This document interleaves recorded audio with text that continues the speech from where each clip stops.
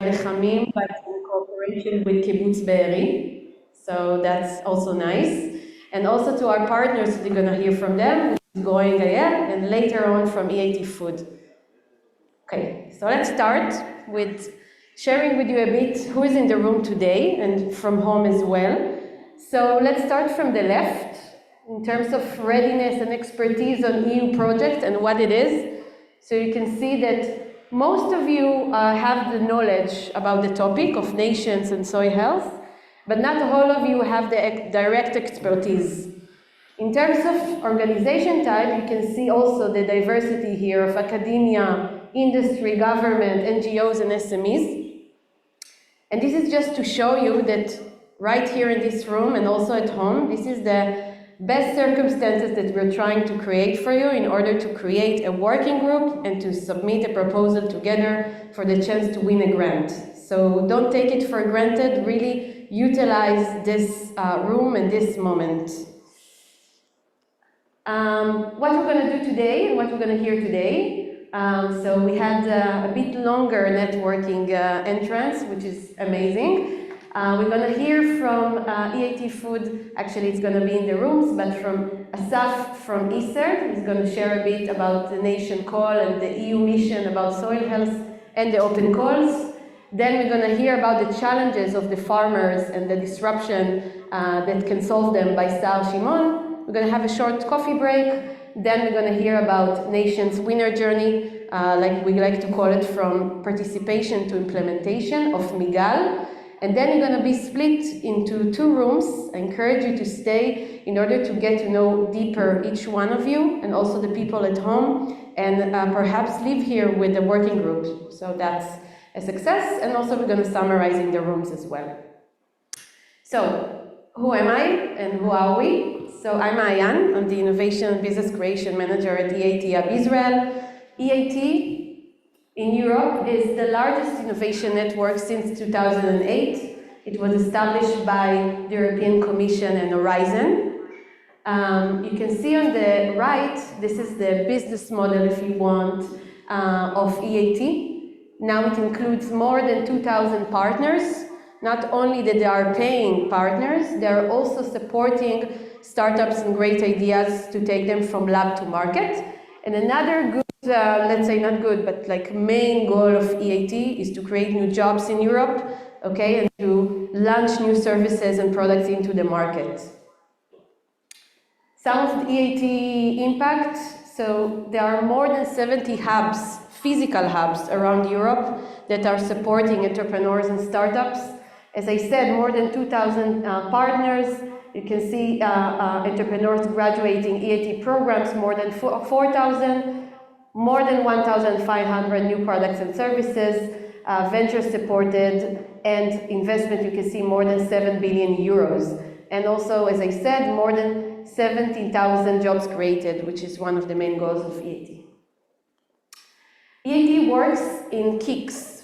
KIC is a knowledge innovation community. Each one of those communities, you can see when they opened, and you can see the second wave of the KICs. Each one of those KICs has their own programs, their own teams. Some of them has an investment arm. Maybe I see some people nodding, maybe you are familiar with some of them. EAT Food, for example, that we're working on this event. And they have their own programs also available for associated countries like Israel. So I highly recommend you to check it out. A few years ago, EAT established the EAT Global Outreach. This is the global arm of EAT in order to scale and to create bridges to leading ecosystems around the world. So very naturally, the first hub that was established was in Silicon Valley. The second hub in Tel Aviv, in Israel, this is us, we're existed for 5 years.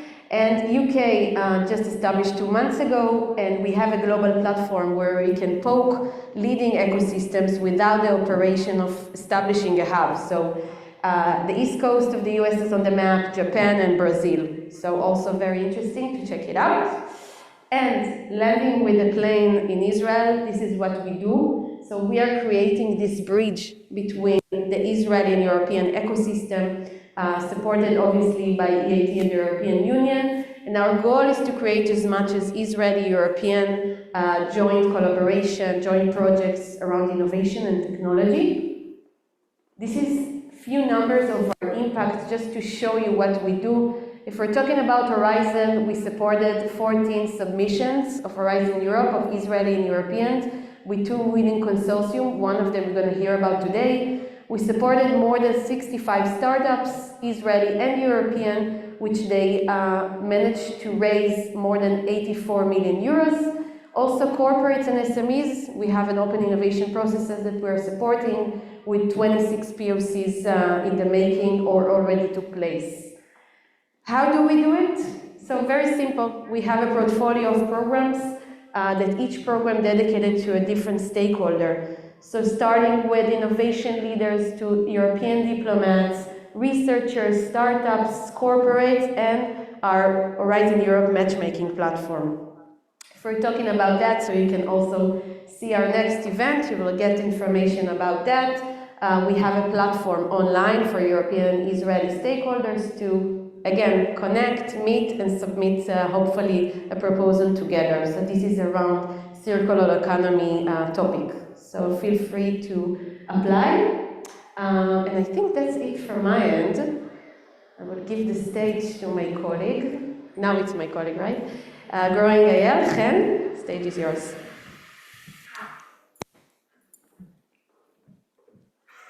Hello, everyone.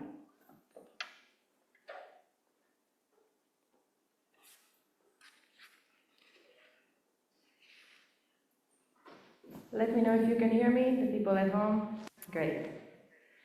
So, hi everybody. It's great to be back here at the EU Soil Mission event in Israel, the second one.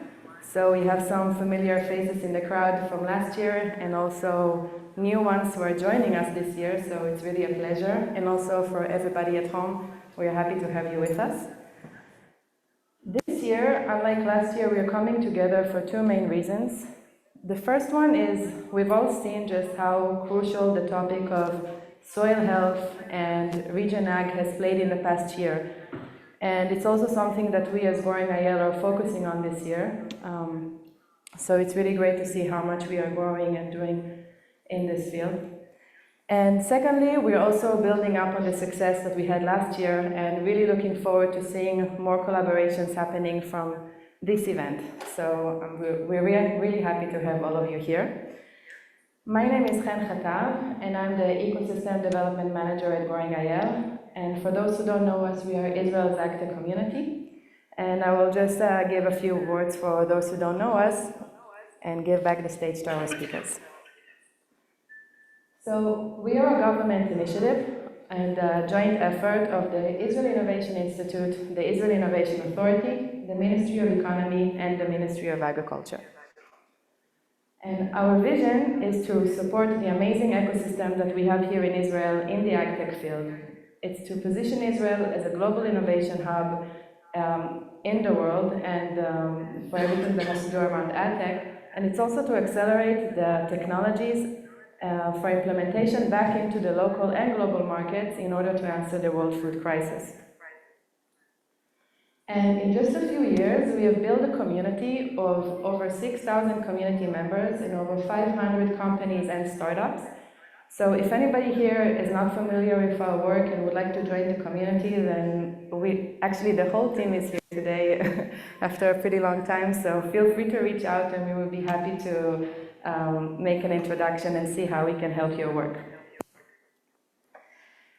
And being a government initiative, it allows us to act as an extension arm of the government. And we work in 3 main areas. The first one is investment and strategic collaborations in order to create more funding opportunities and partnerships in the field. Secondly, we help AgTech, we help the industry adapt to agricultural adaptation and regulation, and we also help in the field of implementation. So to encourage investments and strategic collaborations, we help companies grow by exposing them and facilitating them into funding opportunities, and we also help create partnerships in order to provide AgTech solutions to global challenges. So just to name a few examples, I believe a lot of you are familiar with the AgriVest, which is Israel's main AgTech conference. It's a global event which brings together more than 1,000 participants with 40% global representation, more than 300 B2B meetings, and has a huge impact on the Israeli AgTech ecosystem. We have the event from last year. Also, we have the investors map, which is on our website, which lists over 100 funds that are currently active in the AgTech field, so we always encourage everybody to go and see it, and different challenge competitions in different topics and also different places around the world. To help companies navigate adaptation and regulation, we help companies shift in order to answer the white spaces in the industry and to tackle climate challenges. And we also assist the ecosystem into dealing with the changing regulations. To name a few examples, we worked with Adama in order to meet the European Green Deal and to the changing regulations. We held an acceleration program which helped AgTech startups understand and perfect their climate value proposition in order for them to be able to reach out to more types of investors and have more investment channels. And this is just some of the things we do for that. And for implementation, we create with different partners open innovation processes in order to help bridge between the needs of the industry to the solutions that are provided by the startups. And because we are very familiar with all the different members being a government initiative without a commercial interest, it really allows us to meet with everybody and to work for the needs of the AgTech field. So I will give the stage back to our speakers, and on a personal note, seeing the great outcome that we had last year, I'm really looking forward to seeing the outcomes that will come out from this year, and I really encourage you to participate and to network and to collaborate. We really have seen how much impact this can really have into actual outcomes. And I'm also here to facilitate any connections, so please feel free to reach out to me, or as I said before, if you're not familiar and you would like to have an introduction, so please feel free to reach out. And without further ado, I'm happy to give back the stage to Maayan. It's great to work with you again, and thank you, everybody.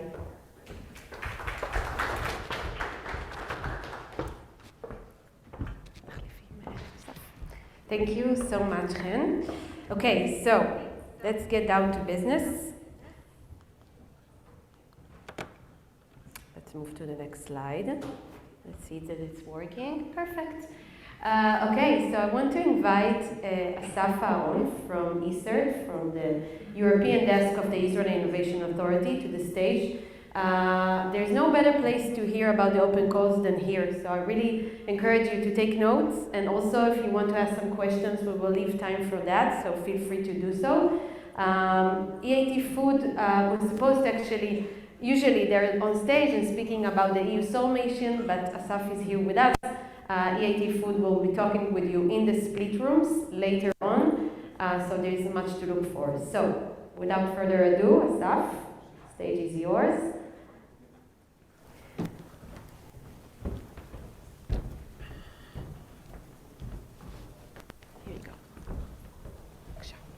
Boker Tov. Good morning, everyone. Thank you for being here with us. First of all, I want to thank EAT Hub and Growing IL for organizing this event, and thank Nations that led this event, led the program of this event. Last year was really successful, and I'm looking forward for this one too. So, without further ado, I want to ask you a question. Let's say you will hear that tomorrow there's a 70 to 100% chance that there's going to be rain. Are you going to take an umbrella? Also, if you hear there's something you really want and it's 70 to 100% sale, would you buy it? And if I'll throw in another 25%, would you take it? So that's what I want to talk about. And I'll get to that in a few seconds. These are my details, and this is my cell number. You're welcome to write it, to save it. My name is Asaf Aaron. I work for ISERT, which is the Israeli Europe R&I Directorate. I'm reading it because I'm not always remembering it. We're part of the Israel Innovation Authority, which means this is funded by the Israeli government. I'm not a consultant. I work for you. My intention is as many Israelis applying to this mission. And I'm program director in NCP. And a few words, what is an NCP? A National Contact Point. Basically, I'm the one that supposed to represent Israel in the matters that I deal with in front of the European Commission or with the European Commission. But I also supposed to encourage as many Israelis to apply for those calls. So a little bit about Horizon Europe. What is Horizon Europe? Horizon Europe is one of the biggest research and innovation programs in the world, over 100 billion euros for 7 years. And every 7 years there's a new program. Israel joined, I think I have a slide on it, but I think when we can test me, on the sixth one, it was 1996. And you can see here a little bit about what is it. So there's many subjects, many calls for proposals, and soil mission is one of them. The fourth, I was wrong. We joined 1996. You can see about Horizon Europe, as I mentioned, almost 100 billion euros for 7 years. And a little bit what about ISERD is. That's what I said. ISERD is the Israel-Europe Research Innovation Directorate. And you can see here what our roles. So it is important for you, before I dive into what soil mission is, to understand what are the conditions to participate. And I like to, what we call in Hebrew, liyasher kav, to make clear to everyone, before I dive in, what you need to do in order to participate. So the participation in soil mission, in the calls for proposal, is applying with a consortium.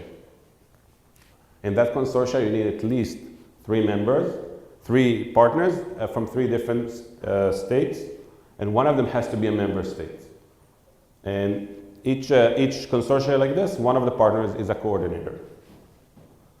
And these are the member states and the associate country. As you see, Israel is an associate country, which means Israel signed an agreement with the European Commission to participate in the Horizon Europe program. Recently, New Zealand and Canada joined, and the United Kingdom, after the Brexit, came back to the program with full power and a lot of motivation. So this is the program. If you look in the broad prospect, some of you might be familiar with Pillar 1 and the ERC if you're a researcher. Some of you will be familiar with Pillar 3, the EAC Accelerator, if you're a company. But I want to focus on Pillar 2 because the missions are 10% of the 52.7 billion euros that you see is invested in the missions. And the missions are part of Pillar 2 that is divided to thematic areas. And I'm in charge of climate, energy, and mobility. And my department in charge also on food, bioeconomy, natural resources, etc., and health. Sarah, that is here with me. Where is Sarah? She's doing health, and she's doing health and agriculture, and also biological. I forgot the word. Never mind.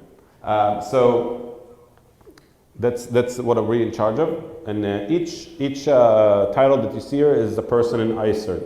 So if there's anything else interesting for you, we can direct you to the right person. A little bit about what TRL is, because the calls for proposals, or the topics as they call them in the European Commissions, are usually, when they're published, you can see what TRL you're expected to be at the end of the projects. Projects are usually between 2 to 3 years, although the projects we are talking about are planned for 4 or 5, if I recall.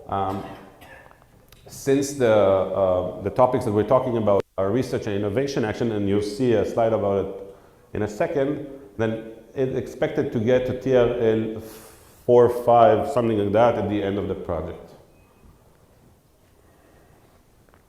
So these are the types of calls for proposals.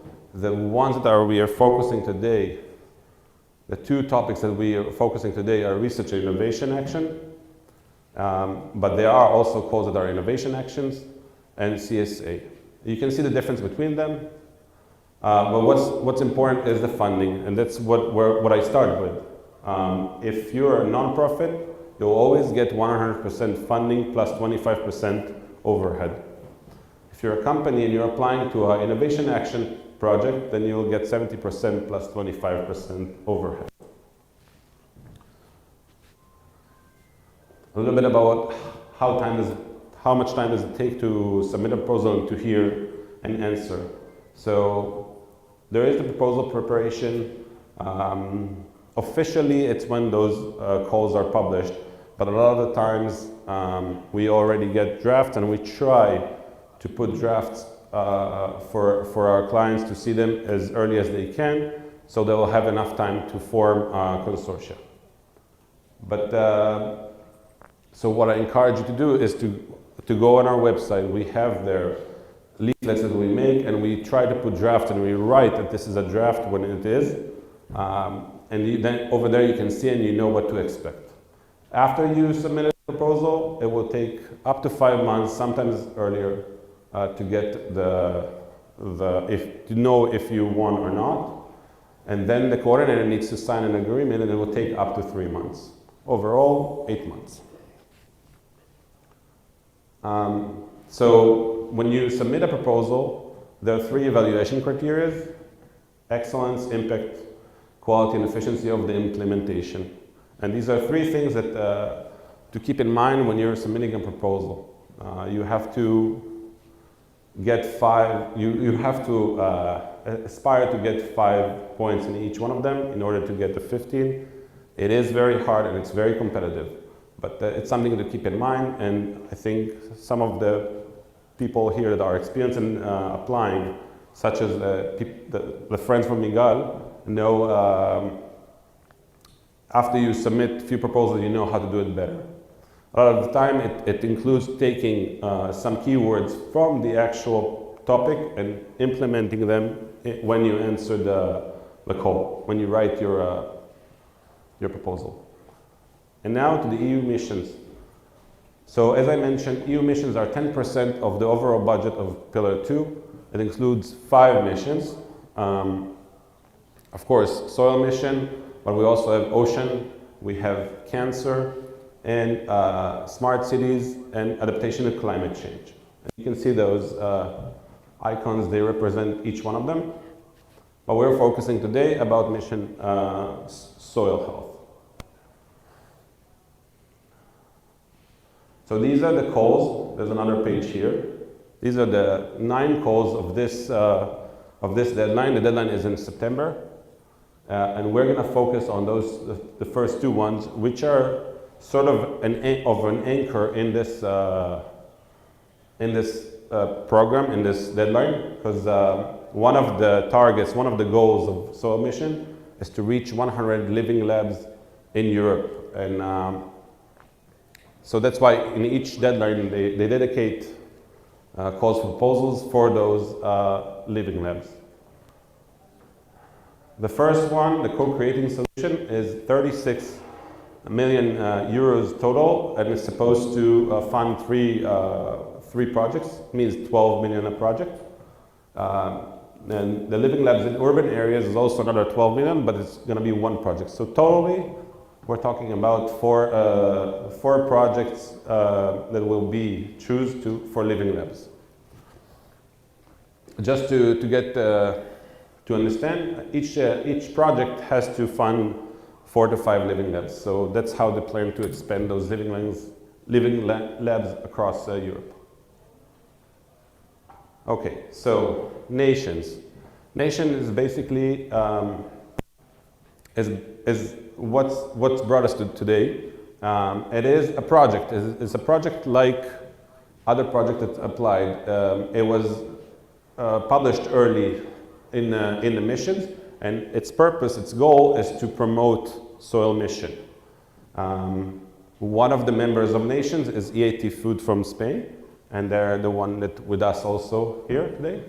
And Nation, as a project, is supposed to provide help to participants that want to apply. And I think we talked about that in the room, since there was the technical issue in the room, the EAT Food representative will talk in the rooms and present what nations can help. But there is one thing I want to talk about. First, let's talk about the two calls for proposals. So we can see here that these are two calls for proposals that I highlighted before. The deadline is October 8th, not September. And it's a single state submission, which means you don't need to wait until you get another answer. As I mentioned, 4 to 5 living labs,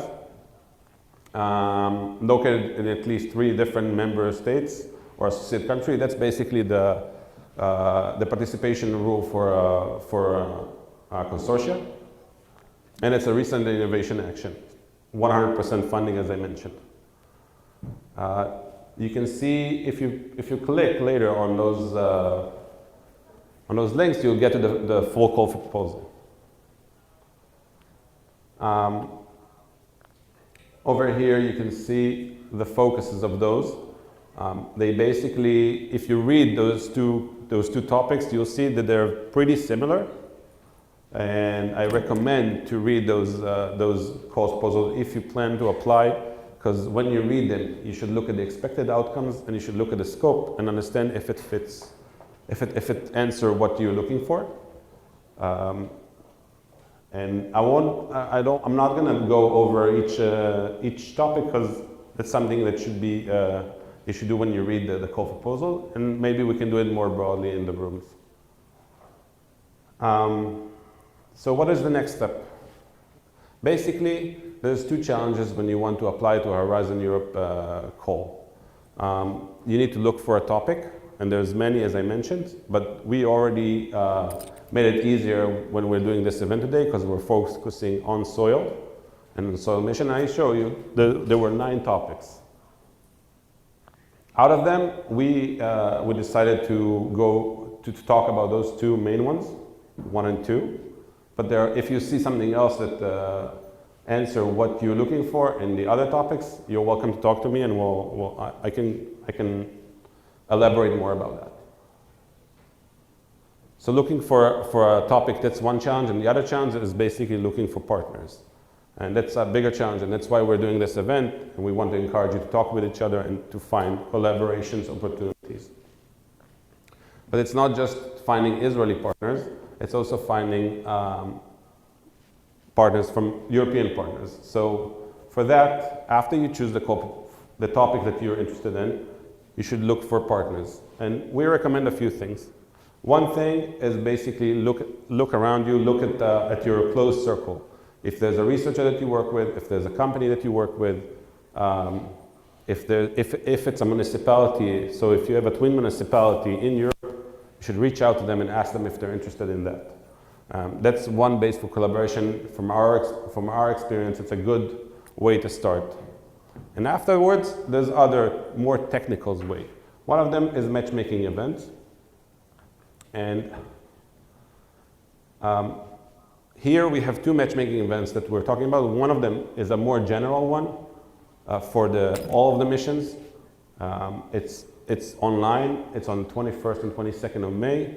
From my own experience, a lot of the time those platforms remain open, so you can keep doing meetings afterwards. But specifically, they're doing a focus on 21st, 22nd of May because there's going to be a plenary and there's going to be a few other side things, but the main idea is to look for partners in this platform. And specifically for soil, nations also open a platform using B2Match. It's the same website, but dedicated for soil. And I encourage you to go there. And if you're interested in a specific soil mission topic, to also use the platform of nations. So how can we help you in ICERT? Oh, there's a screen here. So how can we help you in ICERT? We can help you finding the call. For me, for us, our work doesn't end here. It's not that I'm talking with you and I'm going It should be on your own. Feel free, as you saw, I wrote my cell phone number, reach out to me or write me an email, and we can also have a one-on-one meeting and trying to find the right calls for proposals for you guys. Another help that we can offer is if you find at least one partner, a European partner, and you show a letter of intent, we can offer the help of in the Israel Innovation Authority, we have Budkim, I forgot the word. We have inspectors, and they also work for the EU Commission. So we try to set them up with the company or the researcher that want to apply, and to give them, for a start, 15 hours to help them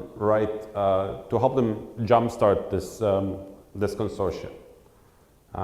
And afterwards, we can help with the red team. Red team is supposed to be also evaluators, that's the word I was looking for, that can help you, that can read your proposal and give you suggestions how to make it better. And as I mentioned, support your effort in finding partners. We have all kinds of ways that we can offer.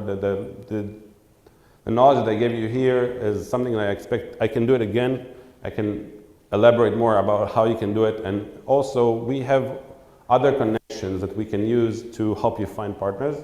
So I do encourage you again, if you're interested in any topics, please reach out to us. So that's sort of a summary of what we can offer for those of you who are planning to apply. Okay, so at that point, Nestor was supposed to take a mic, but since you can't, there's a technical issue that you can't hear him here, I will try and give the information. So as I mentioned, Nation is a project, an EU project, that EIT Food is one of the members in this project. The project was chosen to promote submissions to Soil Mission and to basically help more people to know the Soil Mission goals.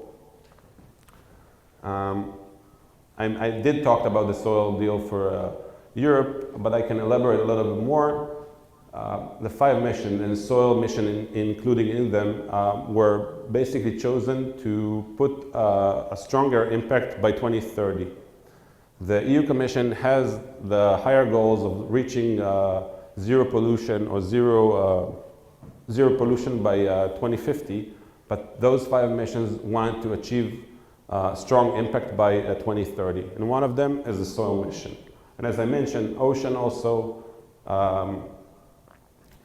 clean cities and adaptation to climate change.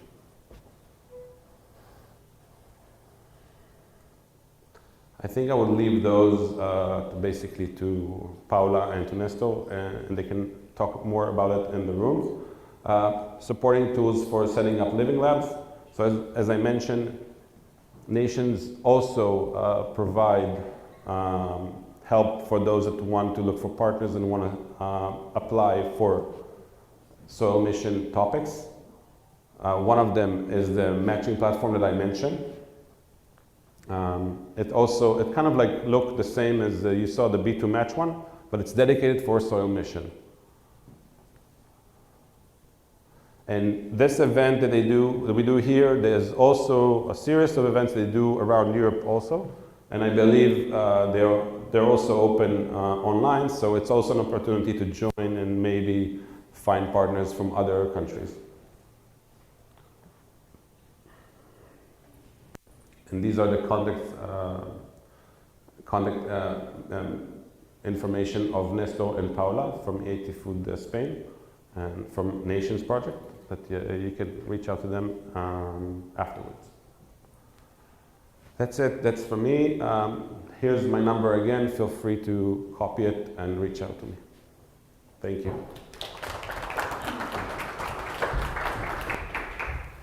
Thank you very much. You can go from the left if you want. Amazing, thank you so much, Asaf. That was very interesting and very important. And you can see his email. I recommend taking a picture. We will also share with you his email. But if you have further questions, Isert is your place, and Asaf is your guy. now they're changing the mic so we can hear them from home, but farmers and farming, let's say, agencies and organizations are, you can't talk about soil health without talking about them. So I'm going to invite Sar Shimon from Chaklaut Mechadeshet, sorry I have to say it in Hebrew, to talk about the challenges that the farmers are experiencing and how disruptions and technology solutions can solve them and take it to the next level. So Sar, if you will join us on stage.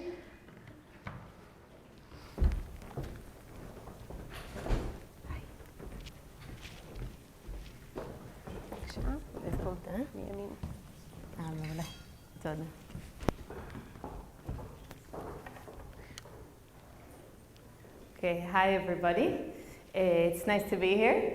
I'd like to start with saying thank you for having me here. This is a great event. It's my second year as well. I'd like to say before we start just a word of appreciation to all the soldiers protecting us now, and hopefully we'll have all the hostages back home. So as Mayan said, I'm Sahar Shimon. I'm the founder and CEO of the Association for Regenerative Agriculture and Agroforestry, focused on Israel, in Israel. It's an NGO that's been established for the past 3 years. So today, I'm actually, in the very short time we have, I'm going to be giving a very short overview of regenerative agriculture, very short, and then focus a little bit more on the challenges. So regenerative agriculture, we all know, it's an agricultural approach, okay? So we always have to remember it's not aimed for any niche market or small scale. It's agriculture, it's what grows our food. It's an approach and it's a mindset, but it comes with a set of principles, so it's very, very practical. It's context-based. That's one of the main things that we have to see, and that's one of the main complexities. We have to know that in order to create a holistic system that really suits the environment, suits the farmer, and will continue to be good and grow good and healthy food, but also create a positive impact, then it has to be adopted to context, and that's what makes it complex, because we're not simplifying any systems. It's an outcome-based approach, so we're not focusing on what we choose to do on the farm, but rather what we want to achieve. And once we have those goals set, the farmer has these goals set, then he decides how to do them. It might take a lot of compromises, he might have lots of different options, and then he'll have to make serious decisions, but that's the idea. It's holistic, so we're not only looking at the farm level, but we're looking at the food system. It's a full, complete system that we're prioritizing, and not just the farm. Economic, when we speak to farmers, this is their business. It has to be economic and profitable. If not, it just won't happen. Resilience, so we all know there's climate change and we have to adapt to it, and regenerative agriculture is one of the only nature-based solutions for fighting climate change. So both mitigation and adaptation, I'm sure you all know this. And our main focus is soil health, because once the soil is healthy, then the plants are resilient and healthy and strong, and our food is better. And that is actually the main point, because that's what makes us able to minimize inputs. And usually the external inputs are the environmental problem. So farmer motivations, just really quickly, there's lots of motivations, and we have to put the farmers in the front, because if we don't focus on what they want, they just won't do it. And they are the land managers. So last year, the NGO, together with a few partners, we put out a survey, and we checked with environmental farmers what their motivations are, and we saw that the first one is environmental awareness, which is great. It's ideological, okay? It comes from the heart. So they might compromise different things in order to do it. Soil health, which is really good, and yield quality, which is also pretty interesting. But I guess they see the economic benefit of looking at the quality. There's many challenges that farmers are dealing with nowadays. And the main one, again, is climate change, because there's the weather patterns are changing. There's extreme weather events. There's lots of yield loss, new diseases, new weeds. New things that they have to adapt themselves to. There's rising input costs, And then motivations, also we're seeing the market standards are changing, both the global ones and the local ones, mainly the global. And farmers need to start fitting these standards, so they need to start changing the practices. So, as we said, this is a systems change. It's a holistic perspective that we need to realize. And you know, we say one photo can say so much, and you see this, the Amazonas. So what we're doing as a society, we're literally eating our natural resources. We take a piece of land, we deploy it, we finish all the natural resources there, degrade it completely, and then we move into the next little bit of nature. And as we know, we're growing pretty fast, and soon we won't have enough nature to go into to find more resources. So the whole narrative of regenerative agriculture, it's not an option, it really is something that we must do, and again, as a society. So it's not that just the farmers that need to deal with this whole situation, it's us as a community, as human beings, as people who want a future. Our population is growing very fast, we're eating into earth, so we definitely have to make a change, and again, it's a systems change, so we need all hands on board, everybody needs to take part in this. At the moment, we're in a transition period, which is massive. It's very complicated, it's very big, and yeah, it's just complex, and this is now what we're dealing with. In a few years, I don't know how to say if anybody knows in how many years, hopefully regenerative agriculture will just be the standard, that will be agriculture. But now we have to think about the future, but we have to act now. And this transition, again, it's not what the future will look like, it's what we have to do at this moment. So we always have to have that in mind, that we're working now in this transition period. We have to maximize all the efforts, and the efforts have to be on ground, because while we're preparing for the future and creating new solutions, we have to adapt these solutions at the same time, because again, we can't wait for results that will be shown in 10 or 20 years, because we might not have what to put them on. So again, farmers in the front all the time, we have to focus on that, because they are the land managers. We are the support system around them. And this, by we, I mean everybody who's in this room, who's in the Zoom. So each one of us, if you're an investor or an entrepreneur or a scientist or whatever you are, it doesn't matter. We always have to look at these few parameters and make sure that we're thinking of them when we're creating our solution. So it has to be practical, because again, if not, it won't help much. It has to be scalable, because we're both thinking about context, and yes, it has to match each and every context, but it also has to scale somehow. And again, that's a big challenge. How do we make it adapted, but also for a wider scale? It has to be measurable, because again, we're in the transition period. We have to start creating results to know that more people will be able to adapt it. It must be regenerative, of course, because we've got degraded systems and they need regeneration. And it has to be economical, as we said before. So our challenges, well, if we're looking at the farmers, okay, their challenges, they're very complex.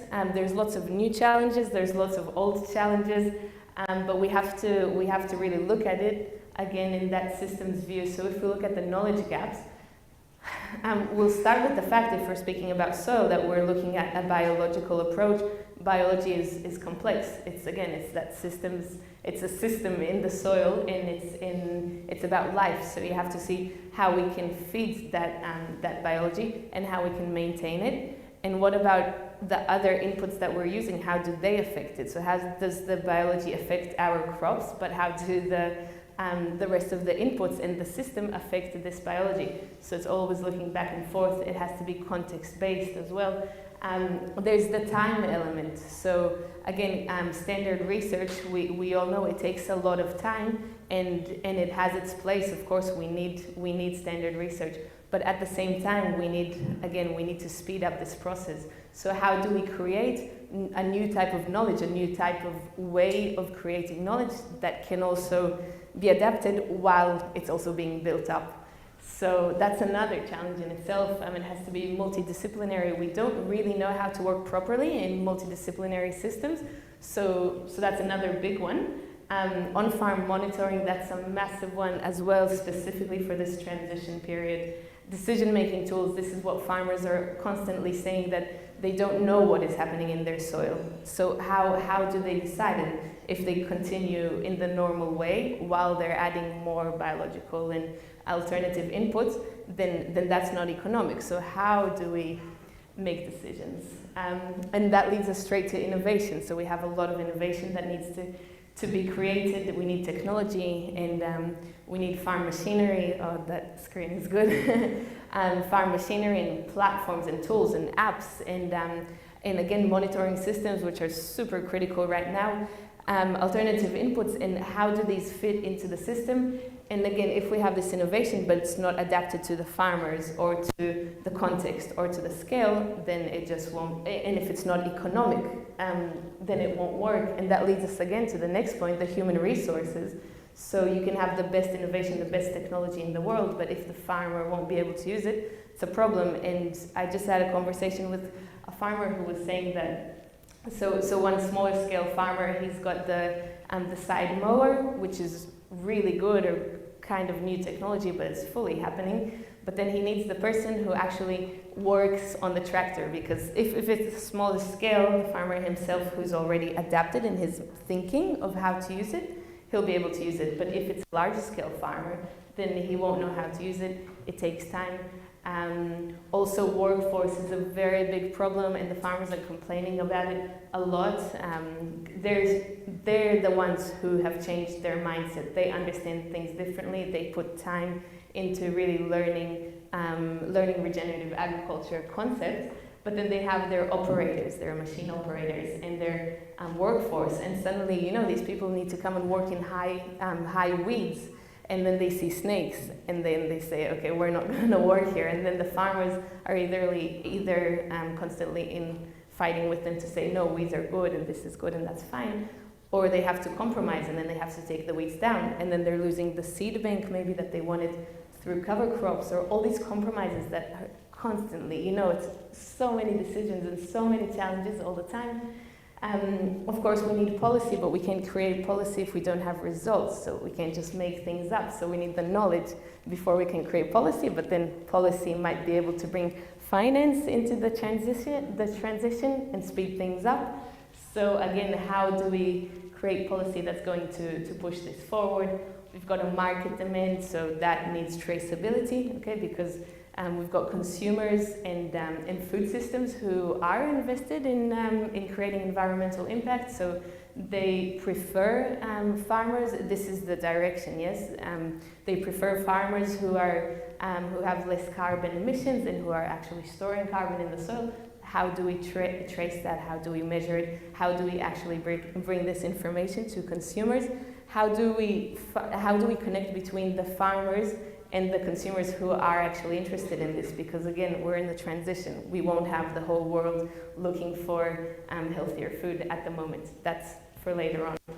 And finance, of course, there's lots of money in regenerative agriculture now, but we need to access it, and the farmers need to access it. So how do we do that? That's another big mission, and this is what this event is about.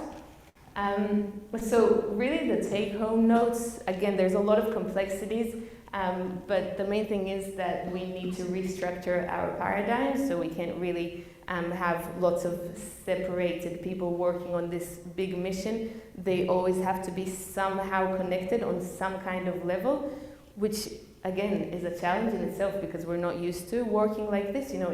Each person has his job, and that's what they're focused on. It's a holistic approach, so really have to look at the full system. We need, on one hand, to really focus on the farm scale and on the farmer, because again, it has to happen on ground. It's not just an idea or a concept, but on the other hand, we have to see how everything supports everything. We are in the transition period, and we have to keep thinking about that things need to move fast, because we just need to speed up this process so we can already get to a stage where regenerative agriculture is the new mainstream. And we need, so each one in this room actually has to identify his role, because he's part of a system. Again, you're not just, so I'm a CEO of an NGO, but this NGO is part of a bigger picture, and each innovator and each advisor, and just each one is so crucial to this change. And we have to see how we work together, but then we also have to see how each one really focuses on what he does best and to do it the best he can. So it's both context-based again, but also larger scale. And we always have to keep the farmers in the front, because again, the land and the soil is in their hands, and they are growing our food, and they are just in charge of this whole show. So, but on the other hand, they don't have this extra time. So we have to see how we really support them the best we can, and that this whole process moves on. And just today we sent out a message to the NGO that we're starting a farmer network, and that's our idea of how we put the farmers in the front. We're gonna try and bring all the farmers in this mindset together, and that's how we can bring information back and forth, both from them to you and to so many other people, and then from them and then from us to them. So we have to build this. It's very new. We've got it's a long process ahead of us. It's going to take a lot of collaborations, a lot of people around it, and it's just the beginning. The future is ahead of us, and that's it. Feel free to contact me and write my number, and good luck to all of us.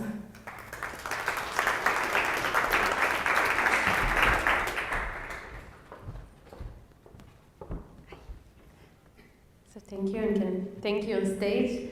So thank you so much.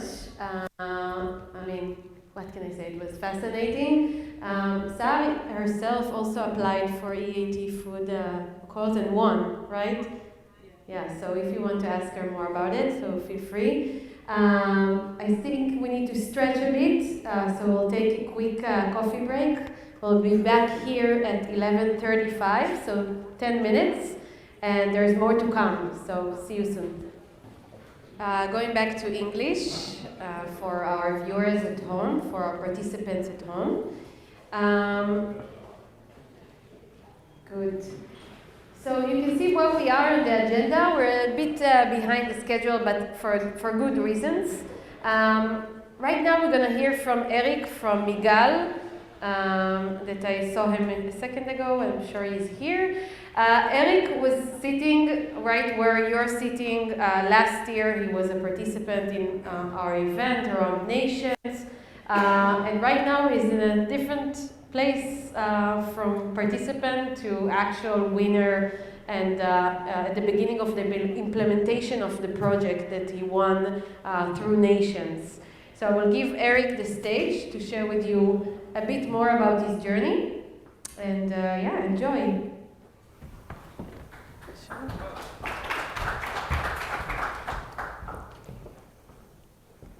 תודה.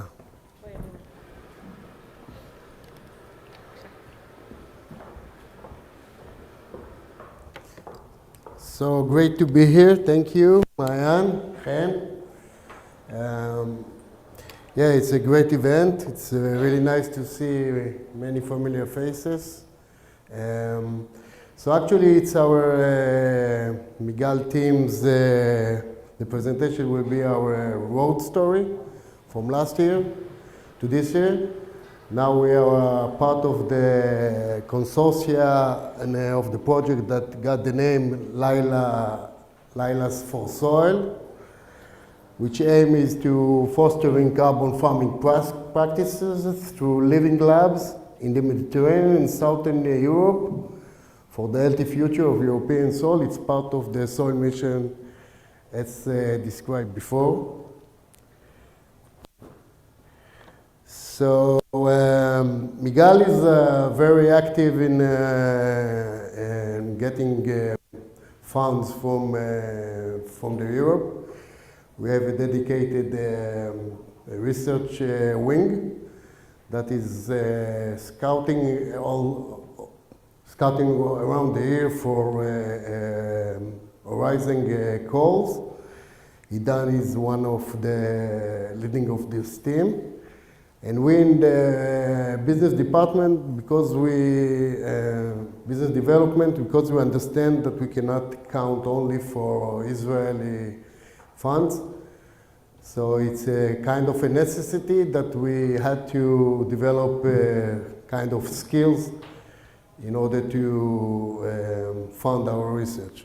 So last year, it was started in March 6th. We had a preparation call together with the team from EIT Hub and Growing IL in order to think about what will be the message we want to bring to the last year gathering. So after that, we had a preparation meeting together with Melissa Comelas. She's from EIT Spain. She's an agronomist. She's managing, she's the project manager over there. And we had a kind of a panel in the fire chat preparation. Kind of what Sarah did here to discuss the challenges and the gaps and what we need to overcome to accelerate the regenerative agriculture practices. And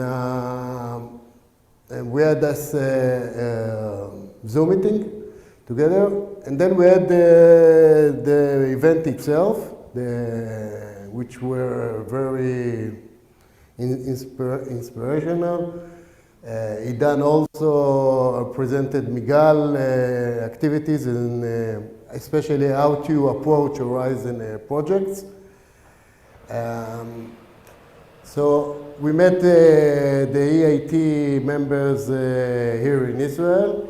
We had a good connection, and then we asked from Asaf from ISARD that we want to get connected to be part of the consortia.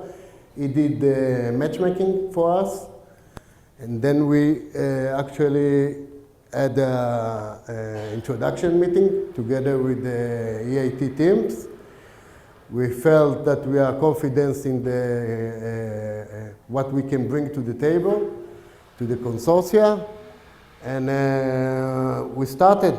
Actually, we started. It was in March when everything started. In June, we had the first kickoff meeting together with all the other partners from 6 countries. And where we presented, each member presented his capabilities, what he can bring to the table. We met the coordinator, Nesto, which he did a very good job all the way. So that was in June. And in September, we had 3 months for submission the proposal. In September, we submit the proposal. Actually, 3 months, it's a very tight time for submitting a proposal. We had to have a very dedicated, in our part, team for that. It took a lot of go back and forward and correction to do in the papers. This is one of the things we need to understand, that when you are part of a big consortia, they want to get your feedback as well on their work package, the thing they are leading. So we submitted it in September, and we had to wait until January 24 for getting the approval of the proposal. It was a very exciting news for us in the context of the time we are living, the war, the cutting in budget of research, things like that. For us in Migal, it was a big celebration because it was a celebration, yeah. So, so now we are in a stage that we need to sign the contract with the EU. That is supposed to happen in September. And then we have a period of, in September, we will sign the contract. We will have the kickoff meeting of all the consortia. And then the first work package is to co-creation of the living labs in all the 6 states. So in March, this part, the work package, is something that Migal is leading, the work package. And then in March, we will start the first site. In the first year, we will have 10 sites in the living labs.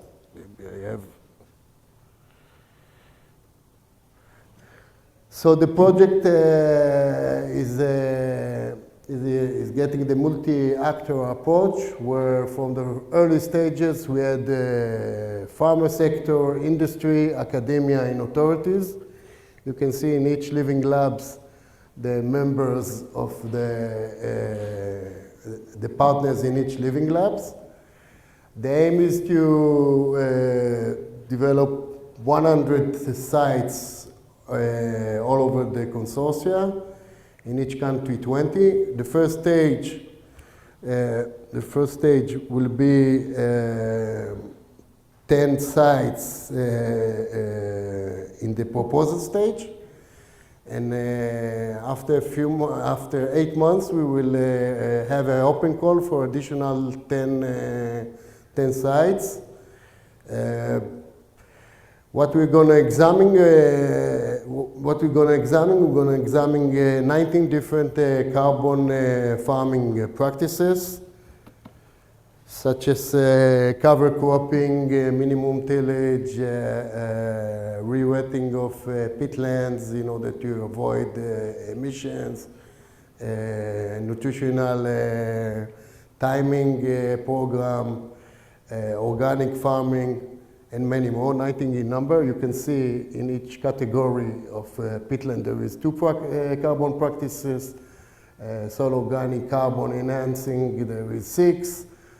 And each site will define according to the context and according to the ability of the farm, the number of practices it can implement. And in the end, we will need to see the impact of the practices on the field. You can see now by the proposal stage, we will have in this program 7,000 tons CO2 avoided emissions and plastic sequester, many stakeholders. And they do the calculation if it will continue, what will be the impact in 2050. We will use many of the MRV technologies are a part of prior projects that are finished. This is also one of the things to think about it when you're going to a proposal. Look on a project that finished and read the results and base your proposal on those projects that finished. We will have a lot of, in all the consortia, we will have many training workshop, training materials, policy workshop, cross-fertilization workshop between all the countries. This is 60 months of the project with the timetable of when you have to finish your task. It's very complicated. Every state partner have a part in each work package, and you have to submit accordingly in the time frame. It's a very well-organized project.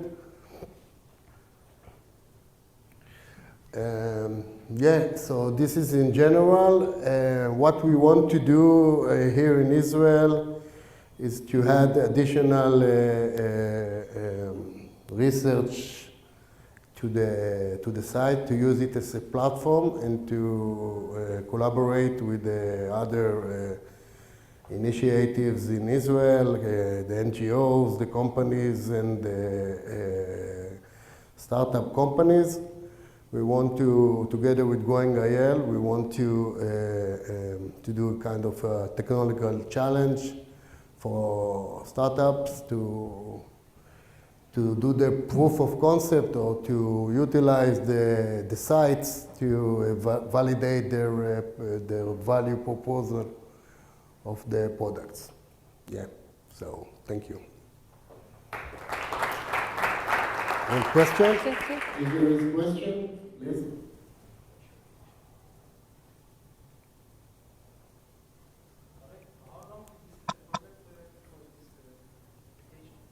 It's a 5 years program, 16 months.